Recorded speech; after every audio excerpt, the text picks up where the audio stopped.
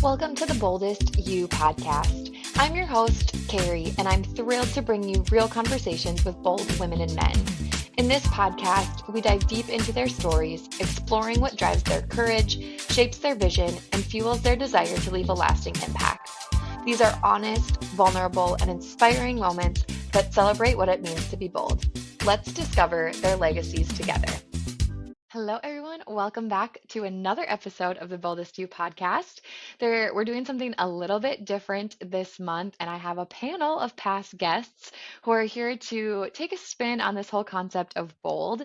But before we get into that, I'm going to have them each just reintroduce themselves and share a little bit of what has felt bold in their life lately. So, Robert, I'll have you go first. Yes. So my name is Robert Sabori. I work at Eide Bailey with Carrie and Rachel. I'm an employee experience specialist on the employee experience team, which is the fun side of HR, as I like to call it. So I get to do orientation for all of our new hires, connect with all of our people, our offices, and just making sure everyone is having a really good experience at work. So for me, being bold lately has been asking a lot of questions. Done on my home, I've had work done on my car, going through insurance, contractors, mechanics, and sometimes I feel like we're always kind of going for a ride in those situations and we're really just trusting the process. But it's okay to ask questions. Be bold and ask a question, get clarification. And so that is what I have been definitely challenging myself to do lately is just ask questions. It's okay to tell them that you don't know what that means. Learn what it means. Ask the questions. It's a good example of being bold. The house stuff and the car stuff. Two things I don't love. Same. Yes. How about you, Laura? Yes. Hi, everyone. I'm Laura Squires. I'm a finance manager at United Health Partners. I recently made a switch from Eide Bailey, so I spent the last 5 years there, and that's how I'm connected with Carrie and the rest of the friends here. My last bold move is probably that job change. Okay. Massive move for me, who thought I was going to die on that accounting hill at Eide Bailey. But I still love accounting, still love the people. Holy crap, it was a big, bold move. That'll probably be my bold move for life now. Probably, maybe. Who knows? I'll do bigger and better things. I even did a tea leaf reading to like reorient myself. So this was a massive, bold move. But I'm loving it. So because I'm a finance manager, I love numbers, some like personal values. I love authenticity, trust. I love humor. Love to throw out some dark humor every once in a while. We'll see if any of that dark humor comes out in our panel Hope so. discussion today. Rachel. So I'm Rachel Schumacher. I work with all the people at Eide Bailey, including Carrie. I sit on her team as a campus recruiter, and I mainly serve kind of like our advisory and tech consulting groups, which is really, really fun. And yeah, I think my boldest move recently is saying no to a summer wedding. Our summer is getting really, really full already, and saying no is really challenging. I feel like you know what your grandparents say, weddings and funerals, things you have to attend. Or maybe it's just my grandparents who say that, but it was a challenge on my end to say no, and I'll still send a gift, all the good things, but just something I'm still feeling is saying no. And I think I said no 2 weeks ago, and I'm still feeling bold for saying that. Yeah. I think that is very bold. Saying no is hard. I think we probably have a question about that today, so we'll see time-wise if we get there. But well, thank you all for being a part of this panel. I thought it was a fun way to switch it up and just get different perspectives on a lot of things that come up in the various conversations that I've had over the past year. It's crazy to think I've had this podcast for a year that has felt bold, all of those conversations that I've been able to have. And so today we're going to put it kind of a spin on it. And instead of it just being a boring basic panel, we're going to play a game of bold or bad. So I'm going to read out a popular take or maybe something we've all heard before. And each of us are going to say if we think that's a bold take or a bad take, meaning essentially, do we agree or disagree with that take? And then just open it up for some discussion as to why we feel that way. So this is meant to be just a lively, fun, authentic conversation to share our perspectives, and I'm guessing we'll have some that we really agree on and some that we don't. So excited just to hear each of your perspectives as we dive into it. But to get us started, the very first take, if you will, is bold moments don't have to be loud. So I would love each of you to just simply say, is that a bold take or a bad take? And then we'll get into discussion. I'm going to say that that's bold. Bold moments don't have to be loud. I would Okay. agree 100%. I feel like The same there's page. big shifts that happen sometimes in life, and they're just nobody else knows them, and you feel like the biggest shift. And you're like, did anybody else? It's kind of like a tree falling in the woods. Did anybody hear it? That's what I'd equate it to.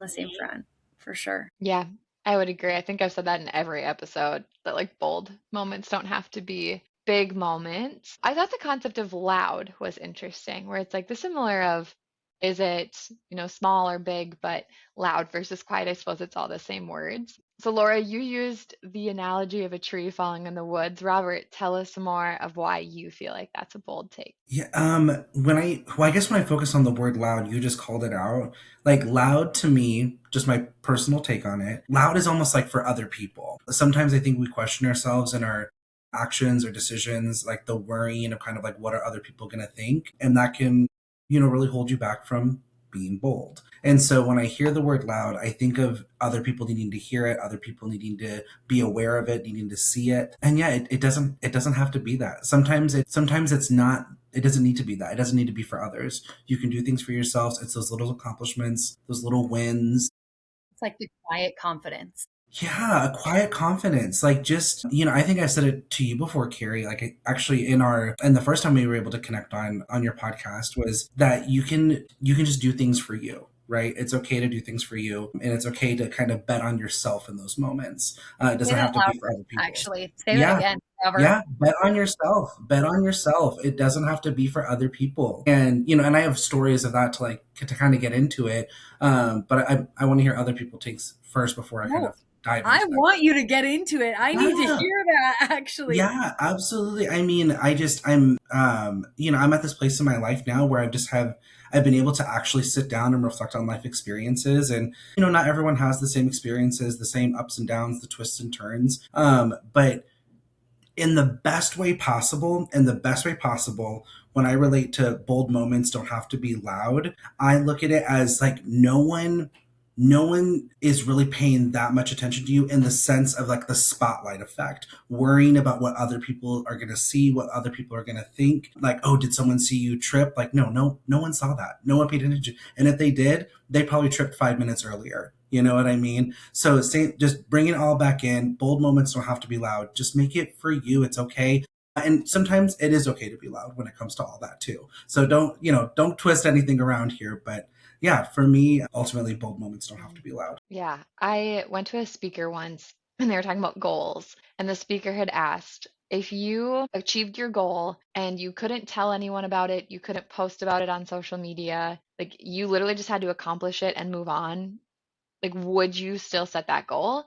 And I think what you were sharing, it's that same thing of so many times we choose to do things for other people or because we think that we have to do those things or that's what's expected of us. And I feel like that concept has helped me rethink of some of the goals that I have set. Certainly there's still some of that loud noise. I think that comes in at times, but it's allowed me to really think through like, yeah, if I couldn't share this with the world, like is it important to me, and taking that time for us versus all the things that we think are expected of us. So, Rachel, what about you? Any thoughts? Good. No, I'm listening. I'm learning here on that front. That's why I was like, Robert, say it louder. I like needed to hear that as well. Like it can just be for you. And I think in general, like I am a loud person. And so sometimes even just thinking of like the question itself, like, does this have to be loud or does it have to come with all this passion or can it come with just quiet confidence in the background? And would I want to accomplish some of the goals I have on my list if I couldn't tell anyone about them? Yeah, just no additional thoughts on my end. Just learning and listening. I'm sure I'll have thoughts on another one though. Laura, anything else you want to add? No, I'm just absorbing. That was good. Quiet confidence. Yeah. I don't know, but I do think I would want to tell at least the people I'm close to because I want to share the wins. I want to be Mhm. like, hey, like you didn't hear about it, but like I did this and it was cool. And I think that actually just made me think of the fact that oftentimes we're like our own worst critic instead of cheerleader. And when we do these quiet things, I know personally, like it's really hard to celebrate that, or I like brush it off if it's no big deal, when actually it's really big. Like I did something bold and I took this act of courage or I did this achievement. That's a good call out, Laura, that like it's also important to celebrate ourselves, and that can include the people around us too. Okay. Our next take is you can't be bold and be comfortable at the same time. Bold or bad? I think that's bad. I think someone can be comfortable in doing something bold. Okay, some of us are just maybe they're just like extreme baddies instead of just a regular baddie. Maybe they You, just Laura. can get. I don't think so. I would be terrified, but I could have a face, you know, because you got to that quiet confidence. You know, got to have the glam. But I definitely think you can be extremely bold while being comfortable. Plus, I feel Okay. like some people probably thrive on that chaos of like just doing something bold. Hmm. Yeah, I think I would argue that some people just purposely do it because they like the chaos. I knew this game was going to be hard because I'm such a fence sitter and I love to sit in the middle of everything. So I'm like, yeah, wow, Laura, you make a really good, point. And I know if Robert comes in and says like, no, that's bold, I'm gonna be like, you know what? You make a really good point. I do feel like Laura's right in a sense, right? It depends on your personality as well, and maybe where you're being bold, but yeah, there have to be people who really enjoy and feel confident in the chaos. And I'm glad there are people like that in this world that can manage jobs that require that or whatever it is. My recent obsession is The Pit, which is a show about the ER Great doctors. show. They've got to Great be, show. they've got to be feeling bold and loud and confident all at the same time. Yeah, I'm going to say, I mean, I guess just for conversation's sake, I want to say that that's a bold statement that you can't be bold and comfortable at the same time. But obviously, I want to explain that, right? So I think when I say you can't be bold and confident at the same time, and I find that to be a bold statement, I'm saying that those bold moments for me are like defining moments, things where like it kind of changes just a little bit of who I am, that confidence and just how I present myself in life, right? And so I take those wins. So I already did it, right? It's packaged. I wrapped it up. I did it. I earned that. I earned that award. I was able to be bold and uncomfortable, and now I move forward. And now my next bold moment, I want to be uncomfortable to get that next present for me, to get that next win, to get that next growing point. That's, yeah, Mm, I don't know. Does that make sense what I'm trying to say there? it Like does. I earned that accomplishment. So the next time I'm bold, I want to be uncomfortable. So like Rachel, you touched based on it too, just when you were saying your piece on it. So yeah, I don't know, but I guess the same way it really could be either way, either side of the fence. But no, I'm going to stand my ground on it. I'm going to say that that's a bold statement. And you're being bold for standing your ground. Thank you. Thank you so much. Yeah, it's so interesting, Laura. I think when I read it initially, I was like 100% agree with that. But then I think you swayed me a little bit when you said that, which is why we have these conversations. And as I think about bold and comfortability, I think some of it depends on your definition of it too. I think there's times where I've done things like, again, saying like, okay, the podcast, right? That was a bold thing that I've done. But I don't think I've ever felt uncomfortable when I've been doing that. Like, it's been something where I'm like, no, this is really natural to me. So I'm just leaning into it. That's the boldness of it. But it hasn't made me feel like, oh, I'm stretching outside of my comfort zone or I'm doing something that's unfamiliar to me. So that I see what you mean by that, of like you can be comfortable and doing something that feels bold. It maybe does just align with like more of those natural skills or the natural talents that you have. Like Rachel, the pit is a great example. I have not seen it yet, but I've only heard great things. But just yeah, that like in those moments they have to make a lot of really big decisions and bold decisions, but yet they are probably very comfortable in that environment because it's what they do every single day. They probably thrive off the chaotic environment of that. So it's an interesting concept that I'm glad you guys got my brain thinking in a different way than like when I initially read it. Didn't know where we would go with that, which that's Yeah, the fun that's part. definitely a conversational question for sure, and it depends on how you look at it too, or like look at the statement. Like you can, I dissected the pieces of it, and I think some of us also looked at the whole statement of it, right? So Mhm. yeah, there's a lot of ways to look I at it. liked how you said like you define bold as like life changing because I do think like that definition changes in like every circumstance. At least for me, that's what I mean. And I also find it, you know, just the word comfortable. I don't know. I think I'm just really coming at the words like comfortable and just like feelings like with your body. It's like just like how you respond in the world.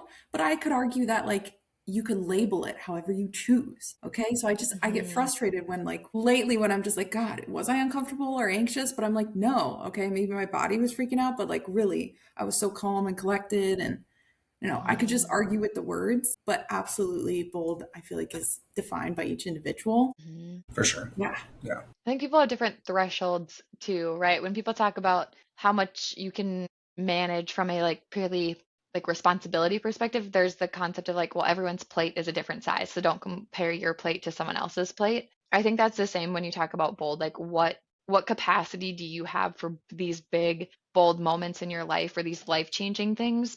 And I think that too varies at life stage. Like there are probably times in my life where I had way more capacity to make some big life changing moves like changing a career, Laura, right? Like some of the things that we've already talked about. And then there's other moments of my life where like bold feels like showing up in a conversation that feels uncomfortable, or bold feels like, I don't know, trying to think of some examples, but like smaller day to day things that on the outside maybe don't look like those life changing things, but internally, because you just don't have as much capacity at that time, really do feel like a big deal. So I think a spectrum of what you can handle as well. You know what I think is cool is that Robert, you said that you work on like the client or or employee Employee experience, was experience. it? I think that's so cool because you could almost say like these people are making these bold moves, but you get to come in and make it like super comfortable or like fun or like Yeah. change that word from like being uncomfortable to like, yeah, like they Mm. got it, which I think is exciting. So they get to redefine their own bold moment because it's like, hey, I Absolutely. had the support, which is kind of cool. Like I feel that gave me all the warm and fuzzies just right now. So thank you so much. Sure though. Yeah, I really do feel that. Yeah. I love that Robert said he works on the fun part of HR because I always use that example. I'm always like, but I work on the hiring side, not the firing side. So Yeah. like I work on the really fun side of HR when you're excited to get a new job and a part of it. Yeah, I'm sure you really feel that too. Okay, I'm curious where we're going to go with this next one. Not everyone deserves access to your vulnerable side. Bold or bad? Bold. Bold. I almost needed to cut you off, Carrie. Bold. Point blank period. Bold. It's the answer is within the statement. Not everyone deserves access to your vulnerable side. Full stop. And that's okay.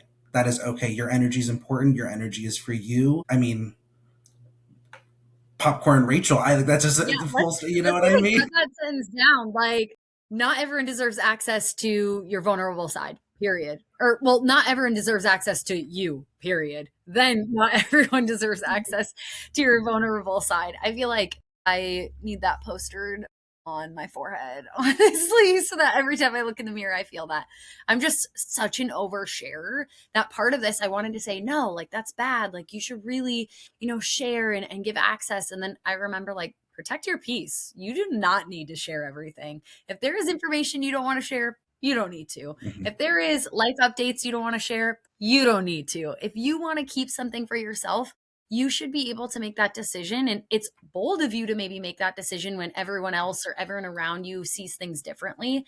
I feel like right now I am in the phase of life where my friends are either getting married or having babies and they're posting about it, which is great. And I love that for them. If that's what they want to do and they want to share with all their followers, they should. But if I maybe was in the same phase of life or something like that and chose not to share, like that's my own prerogative. I get to protect my own privacy and my own peace.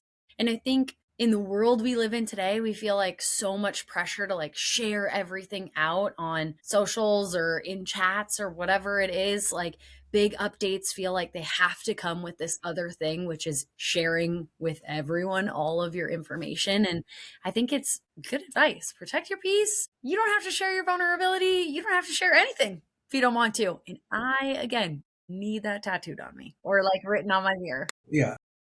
Yep. Laura, where's your head at? I wholeheartedly agree. Let's protect your peace. No, you don't owe anybody anything. If is this a swearing podcast? Because I'd say Go for it. I think people think that they have a right to like your information because the world is just so open nowadays.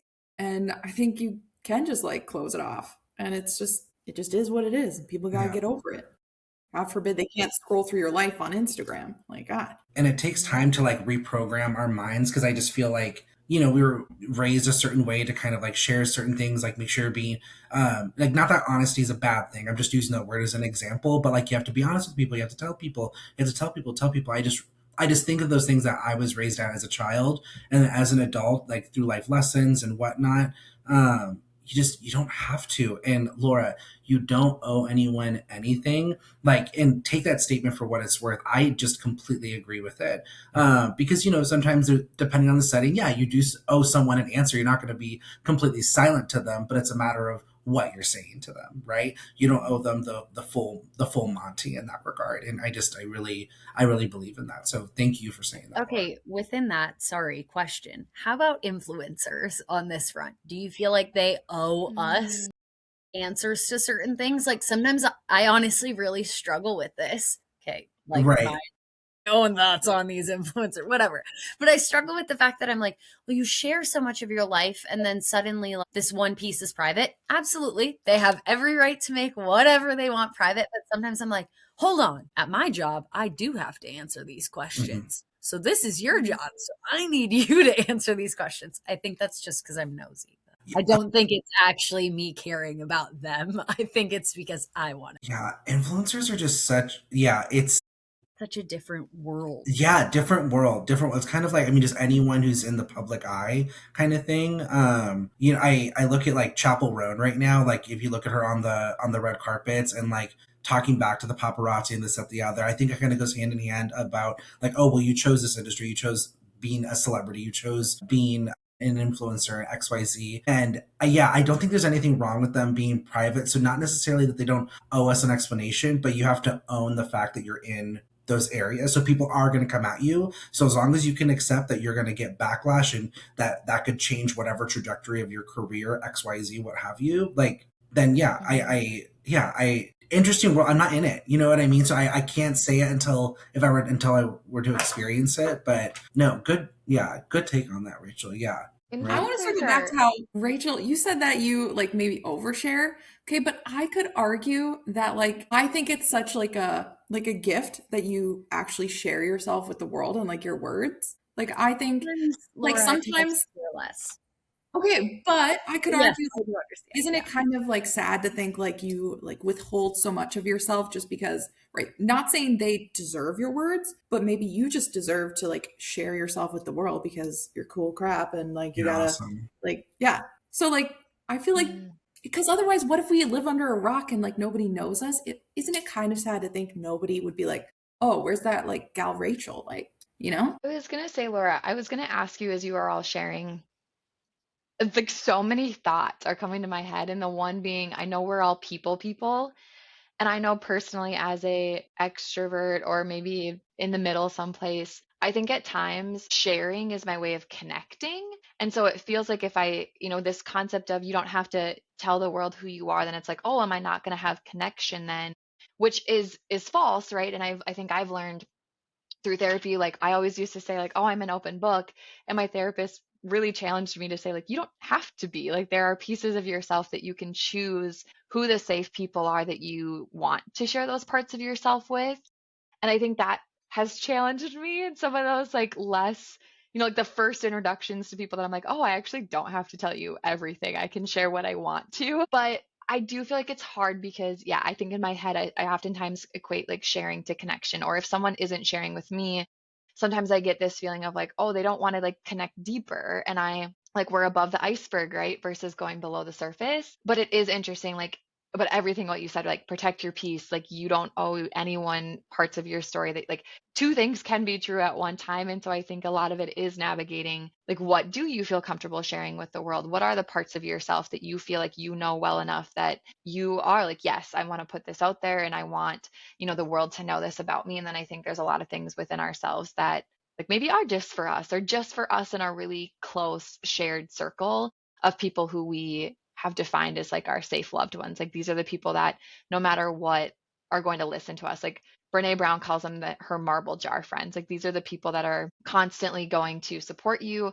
challenge you, but they always have your best interests at heart. Like they're not doing it in a malicious way. And then on the concept of influencers, Rachel, I'm actually so glad you brought that up because it's something I've thought about a ton in the sense of specifically there's an influencer I follow and she's on the fashion side. And I love it from the sense of like she shares like her height, her weight, her dress, pant size, all the things. Because as someone who looks similar to her, like from a body composition, it has helped me when it comes to online shopping because I'm like, "Oh, that's what it's going to look like on her.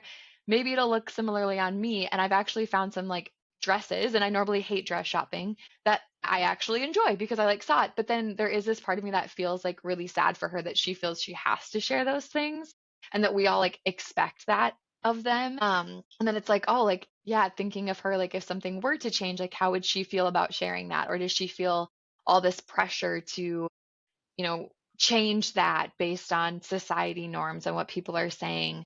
So it's an interesting concept of they choose to be that open with the world, but also I still think that there's an element of privacy that they deserve, or an element of honestly probably just respect of like, you don't really owe any of your followers anything, but we can also appreciate their openness and maybe vulnerability. So it's an interesting concept that, yeah, none of us are in their shoes, but it would be really interesting just to be in their head for a day and see what goes through it. Hmm. Okay, that was The right good. thing to share, what is the not the right thing to share. I am bad. I'm a commenter. I comment like, how tall are you? Because I'm like, I need to know if these shorts are going to be really short or if you're like tall girl like me. Like, Like Amazon reviews, when people put that information in their review, I'm like, oh, this is actually so helpful. But and again, it is like, is their right that, to not share, I suppose, or not comment back to me when I'm like, how? yeah, exactly. Okay, that was really good conversation. Okay, another one that I feel like could be interesting. The next take is ambition will cost you some relationships, and that's okay. Bold. I sorry, I had to think about that for a second. Yeah, bold. That is, yeah, that is okay. But the way I think I'm looking at it is we have these growing points in our lives. We have these bold moments that change us in certain ways, shapes, and forms. And I relate it to like there's certain people who are in your life for certain chapters, and it's okay to close those chapters. And sometimes they appear again in a later chapter. So yeah, ambition can cost you some relationships, and that's okay. Yeah, I guess just as long as as long as you're okay with that. I'm gonna say that's a bold statement. Mm. I'd for sure agree. Building off your like almost like how you said someone's in your life for a reason. My friend always likes to say that like people are in your life for a reason, season, or forever. And so yeah, I think ambition for sure will cost a relationship. I don't know if I feel like I'd want to expand the ambition definition just to be like change Mhm. in general. Just Mhm. like you do just lose people. And I think that's a choice on both sides. Personally, that's the way I perceive relationships of like they can choose to change and like still want to have a relationship with you versus like the same side with you. Like you can decide to move on too. Like maybe Mhm. you were in their life for a reason for a short bit. They had to see you be ambitious and then they were like, okay, I gotta go do my thing. So yeah, definitely a bold statement. I think I was going to go bad, but now I'm going to go bold. Yeah, I was no, going to go wait. bad. What Wait, was I'll your explain bad though. reasoning? Yeah, Yeah, yeah. I was thinking like I don't understand how ambition, like your drive, your passion, your motivation would like lead you to step on toes in your relationship as long as you're like communicating through that. Now, that I think I was feeling because that's like kind of the point of life that I'm at. Like I don't see anything changing so drastically, my opinions or my thoughts or my drive or whatever it is, changing so drastically that I wouldn't have the friends I currently have.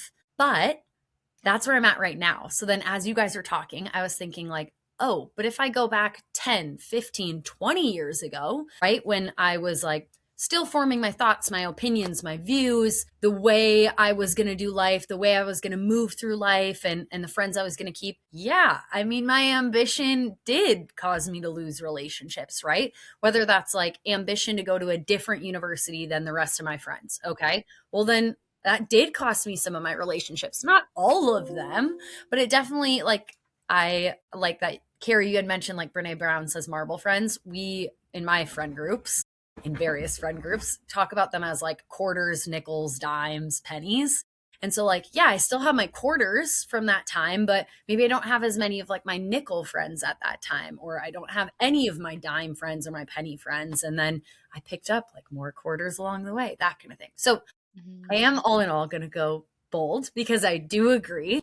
But originally I was like, no, I can't see anything, changing or whatever. At the point that I'm at, I feel like I have really great friends and really great established long relationships, but I just needed to step out of like where I'm at right now and look back and be like, oh yeah, your ambition does really cost relationships sometimes. I think I was gonna side with you actually, Rachel. Like initially I went bad, but I think it's because my head goes to like what's the intention? And I think if you're going after ambition and you're letting it cost your relationships, like meaning like you're so focused on that goal that like you are letting your relationships kind of go to the sideline and not putting time and attention into those things, that's not okay to me. Like then I'm like, no, then you're not doing it for the right reasons. Like you're not pursuing that because to be ambitious, I think you need a village of people that support you. So it's like you can't have one or the other. You have to have both. But then you all were sharing and I was like, "Oh, you're actually right." Like,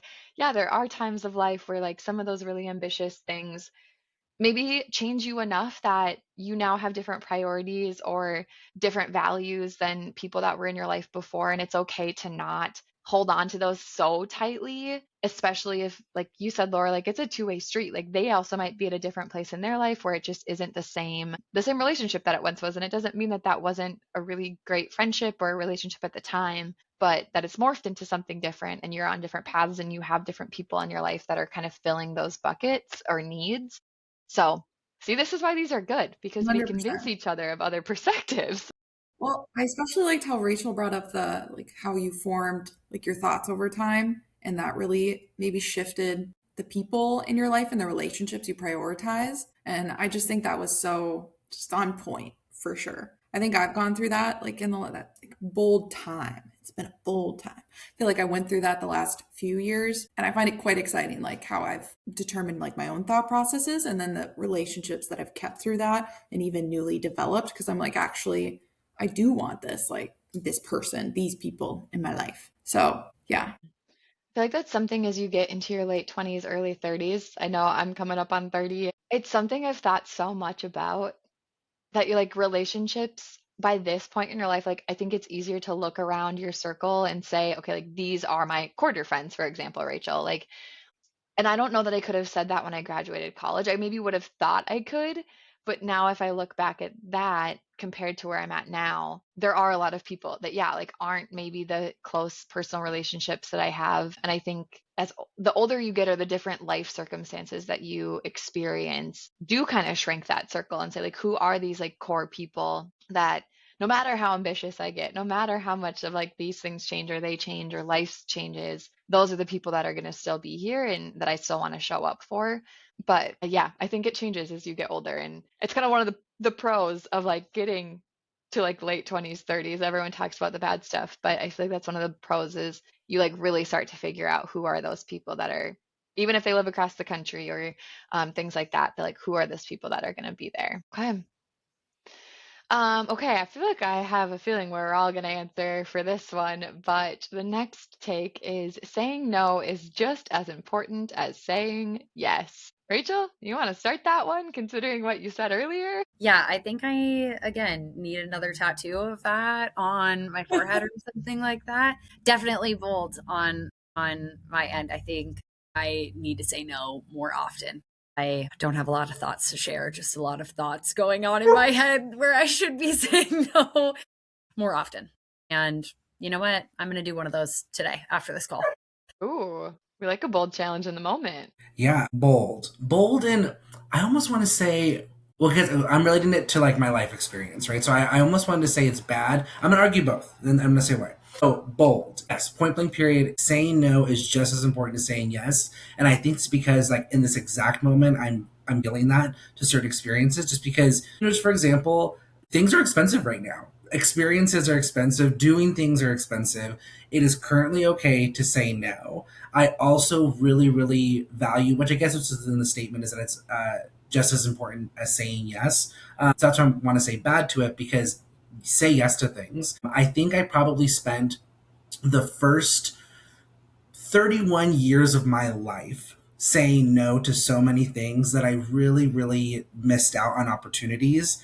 And then turning 32, I'm 34 now, but when I turned 32, I always credit that as being the best year of my life. For Robert, that was the best year of my life. And it's because I finally started saying yes to things, and I put a lot of importance on saying yes. Not to everything, but actually saying yes. And I would currently not be where I am right now until I started saying yes. So just in work and personal life, just who I am as a person. Yeah. So that's my little bit of an argument for both of them. Mm. I think as well, I maybe need to circle back because Robert gave a new perspective. But I feel like saying no shouldn't have to be bold either. It should like come with that quiet confidence, maybe. So I don't know. I'm back and forth because I liked what Robert kind of said on the yes front of things. Like it's important to also say yes and step into some of those different areas. I listen to a podcaster as well, and they always talk about how they used to say yes, yes, yes, yes, yes, and that opened so many doors for them. But now they had to start saying no. But as I keep thinking and reframing my brain as we're having these conversations, I'm sure Laura will change it again. I'm sure, Carrie, when you share your perspective, I'll go back and forth.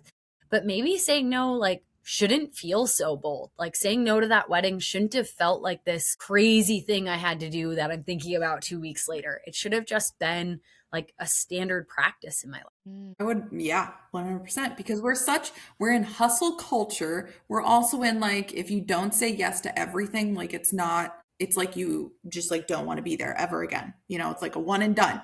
Can't ever ask you again, which is just insane. Okay. So I definitely think saying no is a bold move and just as important as saying yes. I would argue that I said yes entirely too much. And I would relate it to my people pleaser tendencies. And so I really think I'd also add that I said yes to too many things that I think didn't align with what I like valued and where I wanted to put my time. And so I think I should have been more selective with my yeses. That's what I'd argue. And I do just want to say no because I like saying no to certain things. Yeah, because I just like saying the word no. But for sure, more selective with my yeses. And I think that's like this relates to Carrie when we had like a bold panel. Okay, someone asked, I would love to hear everybody's thoughts on this too. Someone asked, what if you had to give the current chapter of your life a name, what would you name it? And I was like, oh my God, you're right. Like what moment in my life am I in? And I'd say like I was gonna label this chapter pivotal, and I really think I'm like going on that trajectory. I'm finally making all the yes no decisions that I'm like, yeah, these are backed by like what I value, where I want to put my time, and how I want to say protect my peace. Yeah, this is my year, Robert. This is my year. Hmm. Okay. As it should be. As It's it like I should. want to like co-sign snaps for Laura. Like I think that's huge. And I also want to hear what everyone's answer is to that question because I think it's great. And I think as I think of this statement, I think it's too simplistic to say like saying no is just as important as saying yes. I think it's double-sided as you've all have shared in your answers because I think for myself, I think of saying no, there are times where I also need to say no more because I say yes to a lot of things and my plate fills up really fast and then I maybe have regrets at times because I wasn't as thoughtful with my yes. But I'm also on a journey. My title of my book, I think, would be Courageous. It's my year of being courageous and choosing courage over comfort. And I think sometimes my no comes from comfort. Like, oh, I'm not going to do that because that's outside of my comfort zone. And it's easier to stay where I'm at, or it's easier. Like, I'm thinking this summer, I'm like, I got to try pickleball. Like, that's my thing of like, I have said no, I don't try it because I'm not going to be good at it.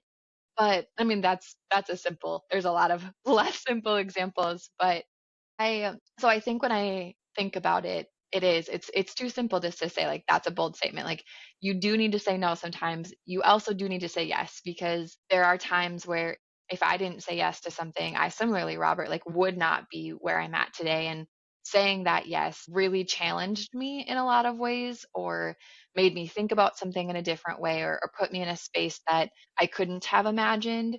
So I think you have to do both. And Laura, you hit the nail on the head that when you're making those decisions from a place of values and a place of like what truly is important to me and not the people pleasing or the shoulds, all that kind of stuff, I think you're going to feel way more in alignment with your decisions.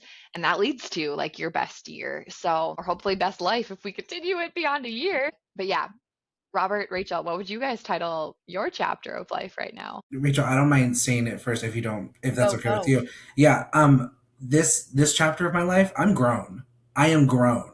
Let me tell you right now, I am grown. I have made decisions in the past that were not so great. I've reflected on those times. I see the people that I'm around and the people that like their experiences that they're going through. And like I just kind of when I hear their stories and whatnot, I already know what my decision would be, and I don't need to share them because that's their experience. They're doing it, but it's a little personal reflection moment, and yeah, I'm grown, and so yeah, I can just address things a different way now. I'm just more assured of who I am at this chapter in my life, and yeah, I'm grown. That's what I'm saying. I'm a grown person. I know what I'm doing, and I have a lot to learn, but I'm not a kid anymore. I'm grown. Love that. Wow. I'm not grown.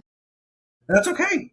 No, I know. Yeah, In some ways, yes, in some ways, no. But I like how you said that. And it kind of led back to one of your first answers as well, kind of surrounding like we were talking about being vulnerable and protecting your peace. It's kind of like you don't know anyone anything. You don't, you know what? You're not living life for anyone else other than you. And that's the way it should be. I feel like my book or my chapter would be called Steady right now. I feel like I'm in like a very busy place in my life, but it's very steady. Like I know what to expect. I know what's coming. I know where, summer feels like it's around the corner, very like disciplined and routine within that steadiness as we approach summer and the busy and the crazy continues. So yeah, I feel like I'm just like steady, smooth sailing. We're in the middle, I like amidst studying. some big waves and things like that, but enjoying the study. I think we could all use a little bit more study at times, so Yeah, I love that for you. And maybe I'm just manifesting that that's how I feel. One thing to add on your steadiness is that I saw a clip, TikTok, of course, and there was just one thing where it just made me pause. It was such a small thing, okay? This gal was just like, why are we like rushing to complete the dishes? Like, Why am I rushing. rushing when I'm driving somewhere and I'm already 5 minutes early? Seriously, I'm right there. Why am I Or rushing rushing to everything? brush your teeth or right. just like anything. Mm, Honestly, okay, clapping back all the way to my counselor in high school. Girlfriend had me pegged and I didn't know. Didn't know. She was like, Laura, you got to enjoy the journey. And I was like, what do you mean journey? I got to be ambitious. I got to get these things. Got to get it. No. Now I'm like, God, should have smelled the roses, just, mhm, I life, feel I you feel on like that. I've missed things because I've been so like it's kind of like a horse with those blinder thingies on, just mhm, and I do want to like look left and right and check out what everybody else is doing. And so anyways, I'm now doing my dishes very slowly. And when I brush my teeth, I'm like, okay, there's no urgency here. There's no urgency. Use that No. 2 minutes. Yeah. yeah, that's so interesting. I was listening to a podcast, Alona Mar and her sister. She's a rugby player. Like, she was a big Her. influencer. Love Love her lip. her.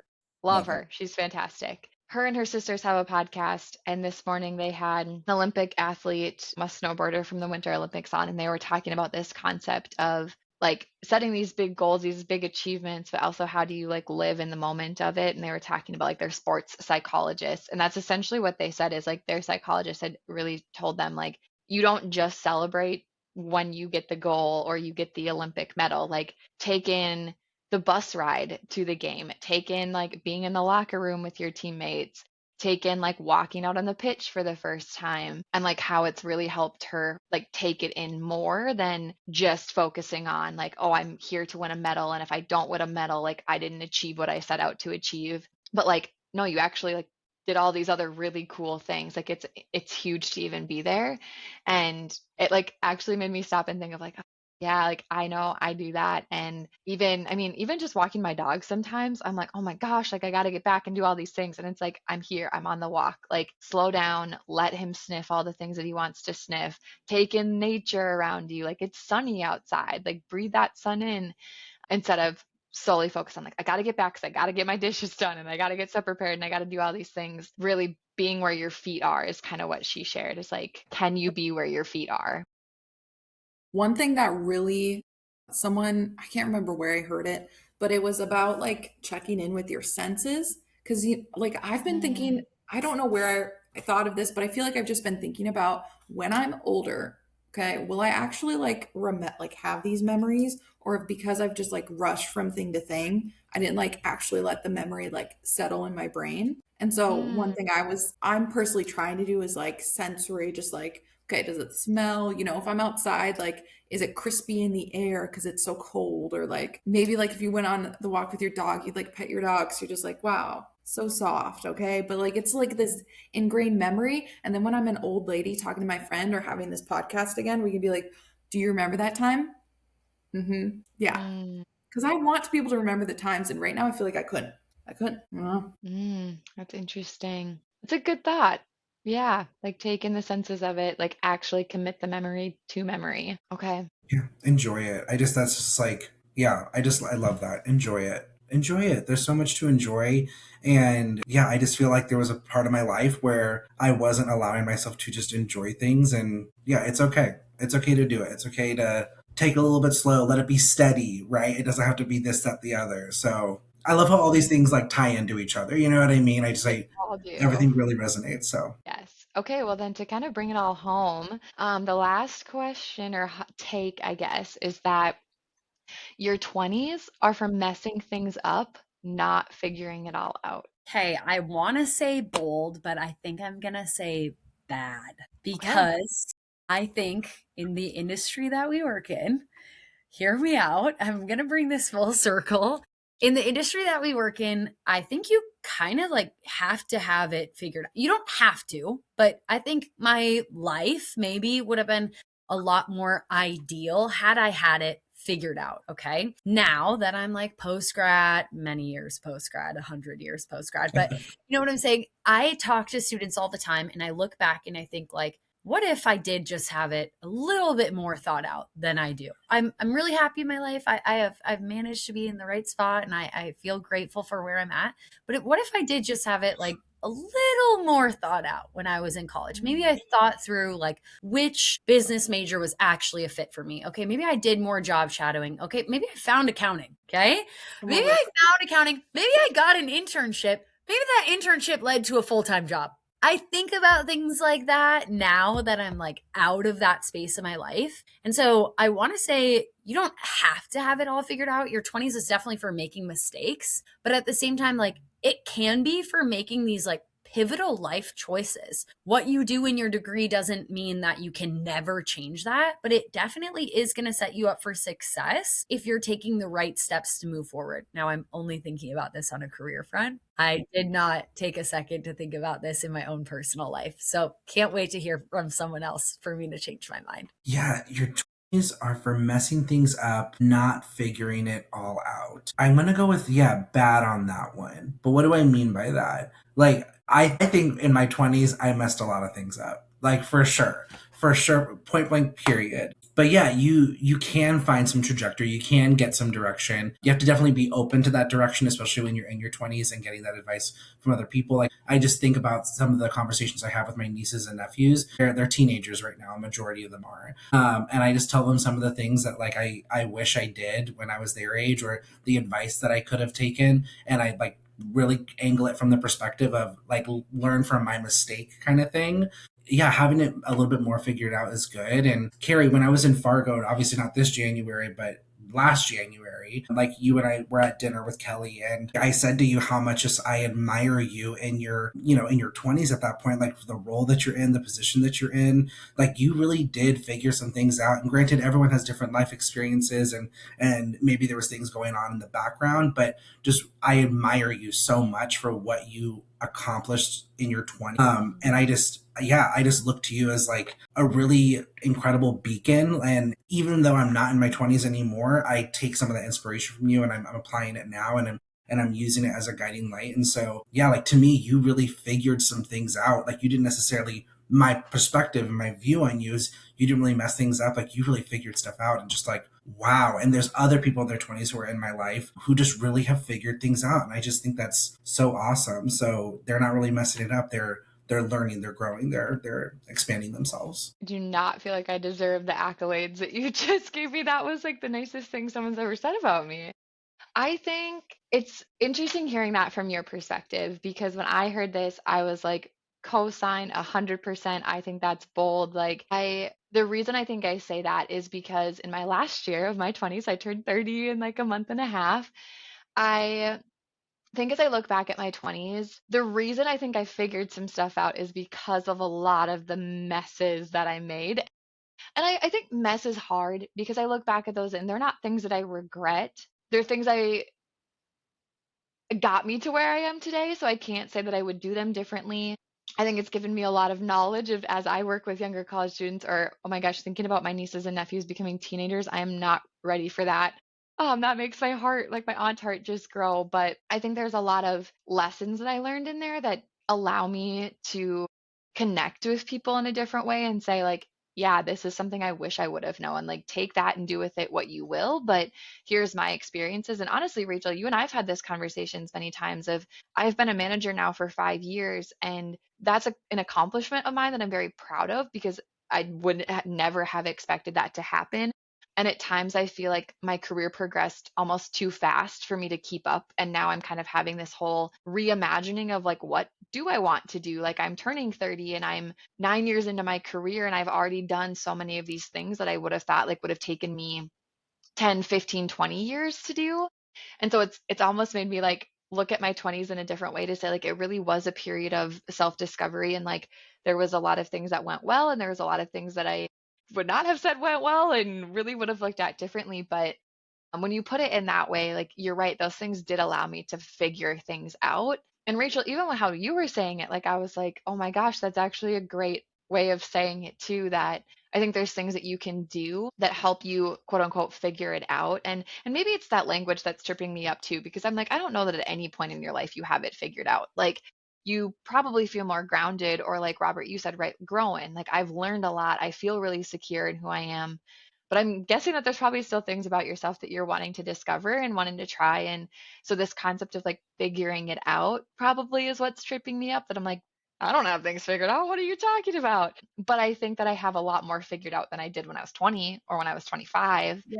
and have allowed me to, yeah, feel more secure in who I am or the decisions I'm making, and be more curious. I think that the messes of the 20s has allowed me to be really curious about the next 10 years of my life as I enter my 30s, and like what will those years bring? Like what are the things in my life that are going to come up or challenge me, or just opportunities that I can say yes to that I wouldn't have before. See, this is why we have these conversations, as I said like 4 times already, because it really makes you think about them differently. Laura, what do you think after hearing all these things? I think that statement is from a career perspective and the perspective of society wants us to have a right or wrong and that you should have a curated career path that's figuring it out. And I think it's just bullshit. That's why I'm like, I support that idea, but I really am finding myself like rebelling against that because of like my personal side of I don't think they were messes, just like you were saying, Carrie. I think the current Laura at that time made a decision for herself and it was just like living life. And I was like, this is the best thing for me right then. Maybe it wasn't, but like, we're going to say it's the best thing. And I have zero regrets. Like, I think it's like cool to talk about what I did before. Some things embarrassed. We'll skip those stories. But other stuff, I'm like, damn, like, interesting that I said yes to this. Decided I didn't like that. So I think it gets us to the figuring it out, but I also am with you, Carrie. It's not like it's done. There's no right or wrong. It just is for you. And I just want everybody to live in their own thing. Like I hate living in someone else's defined box, this curated world we got. I'm just so over it. So over it. I'm like, I'm just doing what I'm doing. And someone really challenged like it was like these two C's. It's complacent or content. And I think right now, like job wise, I think I'm finding potentially I'm like in this like content stage. Okay. I'm not complacent. I'm like choosing to be in this space and I'm choosing to like do all these other things. And it's like, that's the current Laura that's figuring things Mm. out, quote unquote. It's just the messing up things. There's no mess. It's just, you're just living life, Yeah. everybody. Living life. Yeah. It's okay to learn from it. Like I hear what you're saying on that. It's okay to learn from it. It's yeah. Those are the things that made you who you are. So yeah. Yeah. Mm. You're doing the best with the information you had at the time. I think in general we've heard a lot of conversations about like our parents and like things they would do differently and things like about parenting that they would even change, and it's like, well, at the time you only had this much access to information. Like I think you make the right decision with the access you have to information at that time. and that's okay as well. We're all I also living life think for the first time. First time, everyone's first time at life. Mm-hmm. And I think in your 20s, so many of the things that we've talked about today that have gotten to us where we are, like I think back to college and this concept of boldness or values, like that's not something I was thinking about when I was in college. I was going to class and I was hanging out with my friends and I was working at Olive Garden. Like I wasn't thinking about, well, what are my values and am I making decisions from those values? I think that's some of the life wisdom that when you're at nearing 30 or later points in your life, like you have so much more life experience and you have these things that you've learned. And I think some of that maybe comes with career, right? You've had more opportunities to explore. I don't know. I think the like this bucket of college, we put so much pressure, and I know I certainly, as I look back, would have said the same thing of like, oh, I should have done more of this, or I should have, yeah, like explored more or asked more questions. Like going back to what you said at the beginning of the conversation, Robert, of you're like in a phase of asking questions, and that's bold. Like, I didn't do those things. Like I just wanted to get my good grades and get my degree and start my career because I like thought I knew what I was going to do forever. But you don't like that doesn't always happen. Or even high school, like you just don't always have like the resources that you do as you get older. And now, yeah, looking back, like that is why I can tell people like, hey, like these are things you could start to think about that maybe will help you feel more grounded in decisions that you're making. But the reality is like some of those concepts just aren't going to have as much impact until you get older or until you even, I mean, I'm sure there's things now that I'm not going to learn till I'm in my 40s or 50s that will like make a difference every 10 years, that generation. I feel like you learn something new about yourself or just your environment that impacts like what you maybe would have defined as a mess before. But like you said, Laura, it's not a mess. It's just a learning opportunity, and we are doing the best that we can with what we've got. And we could all just like put a little less pressure on ourselves that we have to have it all figured out too. Do you ever think that that statement about your 20s are for messing things up? Maybe 10 plus 15 years ago, people were saying in your 30s, that's for when you're messing things up and figuring it all out. Okay. Mm-hmm. Like they've like, moved up the timeline on us people to Mm-hmm. be like, we have to have it figured out now. And I'm like, there's no race, there's no timeline other than the one you make for yourself. So it's sorry, that's circling back to how I just Yeah, it's reject. true. Yeah. My timeline is strict for myself, Laura, Okay. though. Okay, you Remember, get it. my You get it, Rachel. it's like, I no, wonder if you're right. It's my own timeline. I wonder Mhm. if that goes back to what we talked about before of living in this social world where we see everyone else's timelines. Like before social media, yeah, 20 years ago, when our parents were kind of maybe in our spots, they weren't opening up Instagram or TikTok and like seeing their friends doing all these things, like achieving these life moments, having the kids, getting married, getting a promotion, XYZ.